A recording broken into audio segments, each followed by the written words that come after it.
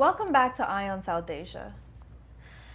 Sanjeev, let's move to a very interesting story. We actually covered this earlier on a couple of months ago, and it's about Aneesh Chopra, Right. the now retired former Indian Chief Technology Officer of the Obama administration. When you say retired, I think former Chief Technology Officer. Uh-huh. He is not retired, but he quit White House Yes. Chief Technology Officer job. He retired that position. He retired that position. Okay. So, yeah, he's definitely not retiring. Exactly. Now I think he's getting into bigger role now. Yeah, he's moving on to bigger things. So he is now running. He's now announced that he's going to be running for the Virginia Lieutenant Governor, Right. and so that was projected earlier on when he had left his earlier position, and he just took some time, and I think he was getting his campaign and everything ready. He already has a war chest of more than $500,000 raised right. for his campaign, and I believe he's worked on different campaigns in the past, and he is also going to be working on electing President Obama as well. So, as well as Governor Tim Kaine, Right. Actually, of his own state. Right. Aneesh Chopra was a Secretary of Technology under then Virginia Governor Tim Kaine's administration before he was appointed by Barack Obama to be, Chief Technology Officer at the White House. He quit that job. Now Aneesh Chopra is running for Lieutenant Governor, and of course he is going to be helping Barack Obama to be re-elected, and also Tim Kaine, the former governor of Virginia, is now running for the Senate. Mm-hmm. Right. So his also plan is to help Tim Kaine to get Senate position, and at the same time, Aneesh Chopra himself wants to be Lieutenant Governor of Virginia. Yes, and the reason he has is $500,000, because he has a tremendous support, I think, from his friends and well-wishers in that community. Yes, absolutely. And in his speech when he was announcing his candidacy, he was just saying that his influences, several people in the community had encouraged him to. That's why I said, since I left, Yeah. my position at White House, friends, family, neighbors, everyone encouraged me to take a higher level position. So he's running for that.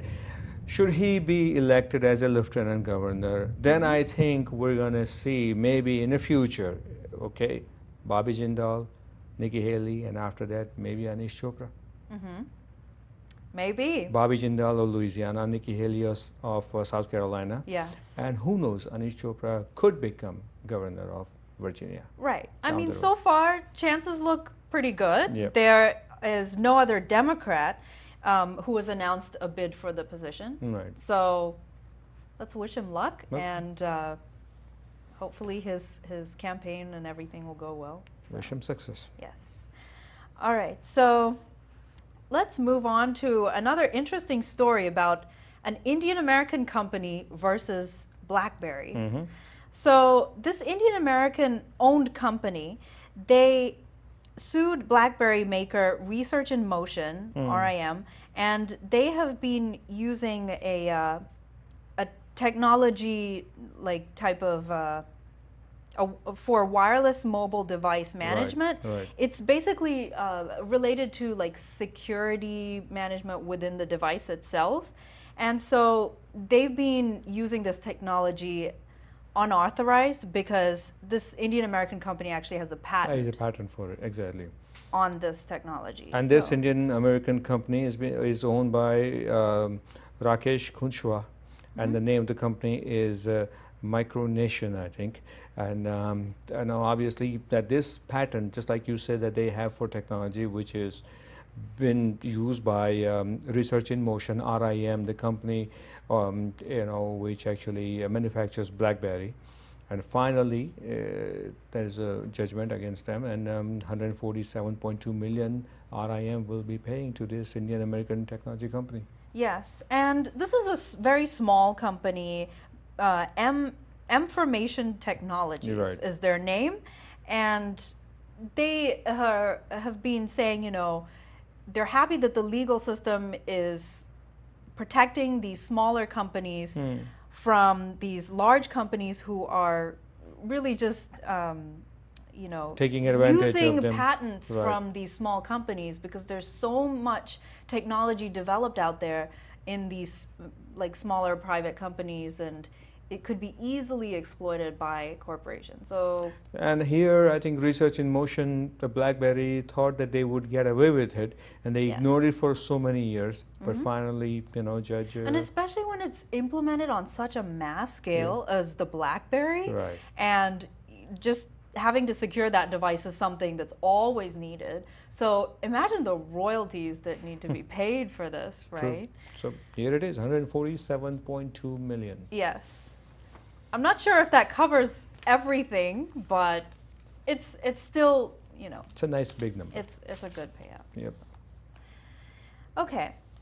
Let's move back to India. Hmm. Here's a story on India's health. So India's turning into the diabetic, cardiac, and cancer capital of the world. At least this is the opinion of Dr. Pratap C. Reddy, the president of the Global Association of Physicians of Indian Origin, or GAPIO. Not to be confused by with Gopio. Gopio is another one, right? Yeah, This is we Gapio. have. This is a fairly new organization. At least I have not heard much of this organization, Global Association of Physicians of Indian Origin. Right. Well, they're certainly making their mark with this news, and Dr. Reddy is saying that it's very common these days in India to see people as young as in their 30s dying of cardiac arrest due to change in lifestyle and stress. Because the Indian culture is changing so much with corporations coming in, corporate life for just the general people there, which started with outsourcing, and now there's several Indian corporations coming up as well. And they're just saying that they want to change the age for regular stress and those checkups to 25. And apparently it was a lot older before, but now it has to be brought down to 25, and that's quite astounding. Well, it'll be interesting if they are able to do that. But here's the thing, they're saying India is diabetic, cardiac, and the cancer capital of the world. When you have 1 billion people living in a country like India, right? Obviously, this is prone to happen. One is that diabetic is a genetic, right? Cardiac can be genetic also. Cancer is a totally different situation. What I'm trying to say is that it's not only India having this problem, other countries having this problem too. Oh, absolutely. But because of the population, Yeah. it just makes problem worse. And because of these genetic things, it just multiplies it. China, being most populated country in the world, they are not having this problem because they're eating pattern or stress level and everything is so different than India.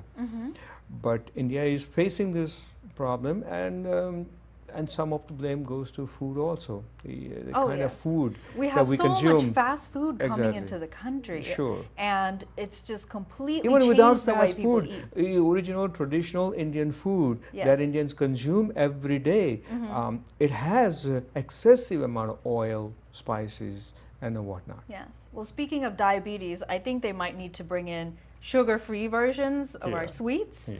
Do you think anyone would buy that? If it tastes good, they Yeah. would. But if Well, it it doesn't would have taste to have good- sugar. Exactly. If something's missing, they would have to replace it with something else, That's right. which could be even more dangerous. Speaking of something's missing, Uh-huh. this was missing in Long Island, New York. I see. And what is that about? That What is was all missing? about that was India Day parade in Long Island. Okay. FIA, Federation of Indian Associations, they've been organizing parade in New York and in Manhattan for last almost 30 years or so, right? But there was never parade in Long Island, and I think Long and Island it's about time. in Long Island is growing in terms of Indians population, and it's Indians have settled there for many years. So finally now they are announcing, and they have formed a committee, and they're going to have a parade in Long Island, India Day parade. Yes, and I think in August now, when Independence Day is coming up, there are going to be so many parades in this region. Before I moved here, actually, I had never really heard of parades happening in the U.S. for India Day. So I think it's very exciting. Well, there's one in New York, which is, like I said, Yes. been happening for so many years. Yeah. There will be a parade or two, I say parade or two, in Jersey, and most likely on the same day, which is August 12th. Parade Yes. in New York is on August 19th. I am not sure if I have seen the date or if they have announced a date for Long Island Parade. I believe it's going to be on August 11th, August and 11th? it will be in Hicksville. Hicksville, Long Island. And they're going to start at Broadway in Hicksville and end in Barclay Street in Hicksville. Okay, So in case you want to be there. for in that. case I'm going to be there. August 11th, which is But a you have Saturday. several parades to go to on that day, so Exactly. I don't know which one you're going to choose, you know. Yep. And speaking of very interesting things in the Indian American community, Sure. we have the World Choir Games, or the Choir Olympics, as this article puts it. And Cincinnati's Indian Community Choir has bagged 2 silver medals in this worldwide competition that brings about 48 different countries' choirs, and that is about 360 choirs total Wow. from all over the world. And it was held in Cincinnati, and turns out the Indian choir has bagged the award. That's for quite silver. an honor. Yes. That's an honor because choir kind of music is not popular in India. Indians almost certainly don't know that music, and here this person who actually took an initiative and formed a group, I guess, for choir music, Yes. and to win a silver medal at what they call it Choir Olympics. Quite an honor. Yes, and I just want to kind of touch on the choir director or the choir conductor, Mr. Kanikeswaran. He is leading this choir. He's like the originator of it.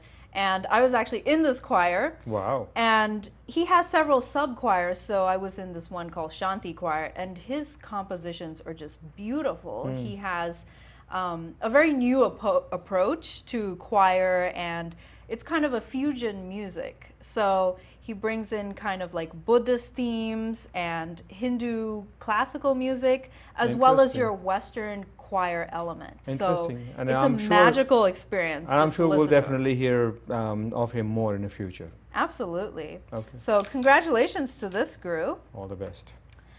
And let's move back up to New York, but before that, we're going to take a short break, Okay. and we'll be right back on Eye on South Asia.